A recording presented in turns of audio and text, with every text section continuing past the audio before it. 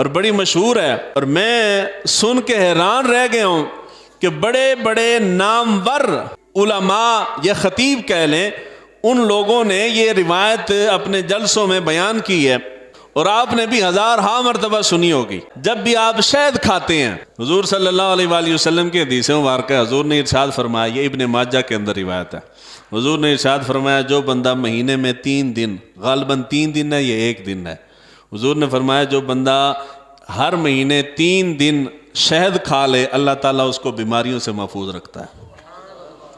ایڈی اعلیٰ شہد تے کیچپ کچپ کھانے نالوں نا شہد کھایا کرو، کو فائدہ تے ہوئے نا۔ تو شہد کے متعلق روایت ہے، حضور صلی اللہ علیہ وآلہ وسلم کسی غزوے پہ تشریف لے کے جا رہے تھے، تو حضرت علی شیر خدا بھی ساتھ تھے۔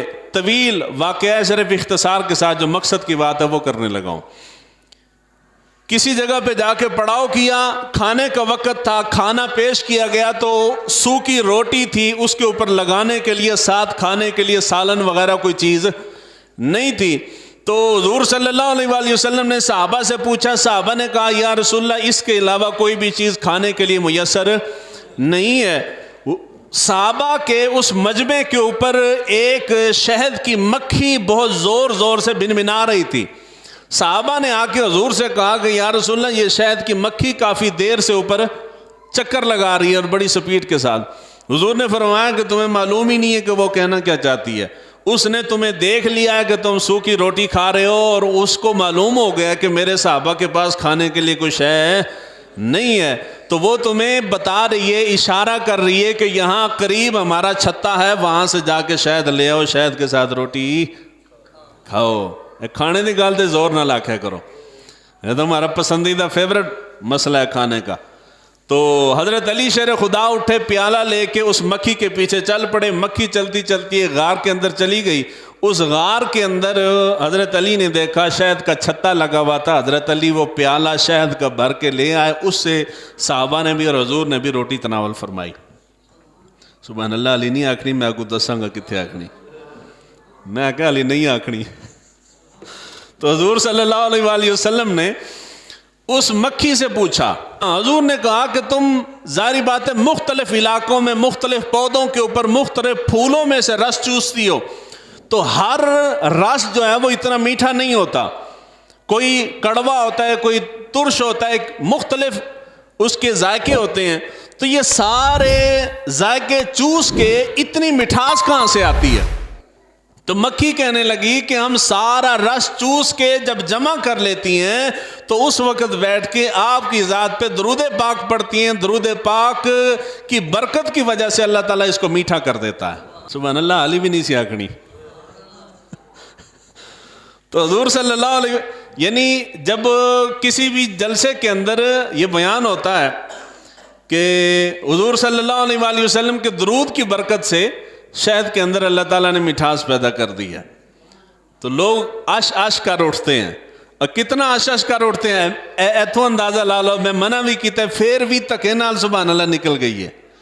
اب یہ روایت آپ نے کئی مرتبہ سنی ہوگی، اور بیان کرنے والے بڑے نامی گرامی لوگ ہیں، اگر میں نام لوں تو لوگوں کی وفاداری جو ہے وہ دین سے زیادہ شخصیات کے ساتھ ہے۔